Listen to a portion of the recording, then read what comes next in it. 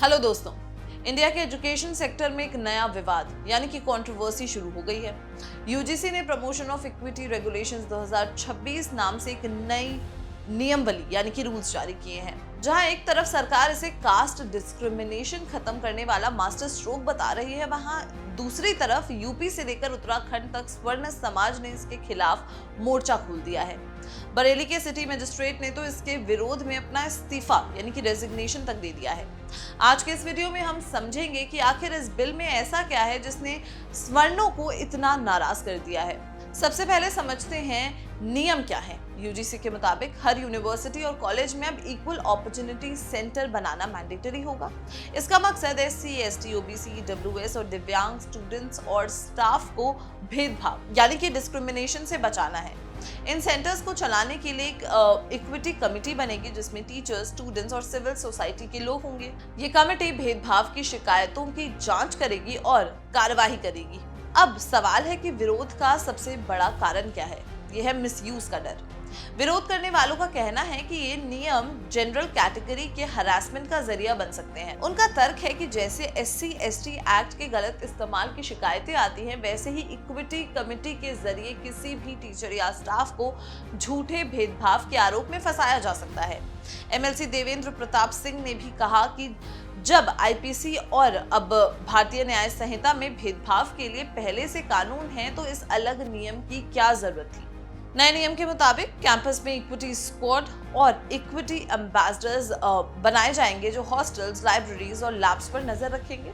स्वर्ण समाज का मानना है कि ये मॉरल पुलिसिंग जैसा है। उनका कहना है कि कैंपस में हर वक्त निगरानी यानी कि मॉनिटरिंग रहने से पढ़ाई का माहौल खराब होगा और स्टूडेंट्स के बीच में कास्ट आइडेंटिटी को लेकर और गैप बढ़ जाएगा, जो सोशल बैलेंस के लिए खतरनाक है।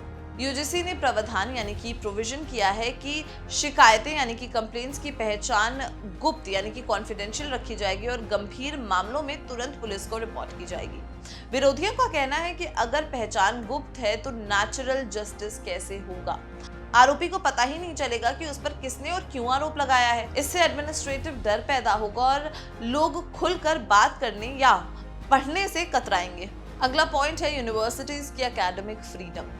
विरोध करने वाले बुद्धिजीवियों यानी कि इंटेलेक्चुअल्स का मानना है कि यूजीसी का ध्यान रिसर्च और इनोवेशन पर होना चाहिए, ना कि इस तरीके के पॉलिसिंग रेगुलेशंस पर। उनका कहना है कि जब हर डिपार्टमेंट में एक इक्विटी एम्बेसडर बैठ जाएगा तो टीचर्स की स्वतंत्रता खत्म हो जाएगी। इससे यूनिवर्सिटीज को नॉलेज सेंटर बनने के बजाय कॉन्फ्लिक्ट जोन बन जाएंगी। नियमावली में यह भी कहा गया है कि समिति भेदभाव रोकने के साथ साथ इक्वालिटी प्रमोट करेगी। जनरल कैटेगरी के लोगों को डर है कि इसकी आड़ में रिक्रूटमेंट और प्रमोशंस में इनडायरेक्ट रिजर्वेशन या बायसनेस बढ़ जाएगी। एमएलसी देवेंद्र प्रताप सिंह ने सुझाव दिया है कि समिति का काम सिर्फ ये देखना होना चाहिए कि भेदभाव ना हो, लेकिन उसे एडमिनिस्ट्रेटिव पावर्स देना जनरल कैटेगरी के लिए एक्सक्लूजन का रास्ता खोल सकता है। यूजीसी ने बहुत सख्त सजा रखी है। अगर कोई यूनिवर्सिटी नियम नहीं मानती तो उसकी ग्रांट्स रोक दी जाएंगी, रिकॉग्निशन लिस्ट से उसे हटा दिया जाएगा और ओडीएल प्रोग्राम्स बंद कर दिए जाएंगे। विरोधियों का मानना है कि ये ब्लैकमेलिंग जैसा है। इससे यूनिवर्सिटीज दबाव में आकर गलत शिकायतों पर भी जनरल कैटेगरी के स्टाफ पर एक्शन लेंगी ताकि यूजीसी उनकी मान्यता यानी कि रिकॉग्निशन रद्द न करे। विरोध कितना गंभीर है इसका अंदाजा आप इस बात से ही लगा सकते हैं कि बरेली के सिटी मजिस्ट्रेट अलंकार अग्निहोत्री ने मंडे को अपना इस्तीफा यानी कि रेजिग्नेशन दे दिया। उन्होंने इस नियम को दुर्भाग्यपूर्ण बताया है। वहीं दसना धाम के महंत ने भी इसके खिलाफ हरिद्वार में धरने का ऐलान किया, जिन्हें पुलिस ने एक बॉर्डर पर ही रोक दिया। ये दिखाता है कि ये मामला अब सिर्फ एजुकेशन तक सीमित नहीं रह गया है, बल्कि एक बड़ा सोशल कॉन्फ्लिक्ट बन चुका है। तो दोस्तों, निष्कर्ष यानी कि कंक्लूजन ये है कि यूजीसी इंक्लूसिविटी लाना चाहता है, लेकिन नियम बनाने का तरीका और पावर्स का डिस्ट्रीब्यूशन स्वर्णों को असुरक्षित यानी कि इनसिक्योर महसूस करा रहा है। देवेंद्र प्रताप सिंह जैसे नेताओं का कहना है कि दलित और पिछड़ों के साथ अन्याय नहीं होना चाहिए, पर नियम ऐसा भी ना हो कि एक दूसरे वर्ग का उत्पीड़न यानी कि ऑपरेशन का जरिया बन जाए। आपको क्या लगता है, क्या यूजीसी को इन नियमों पर फिर से विचार करना चाहिए?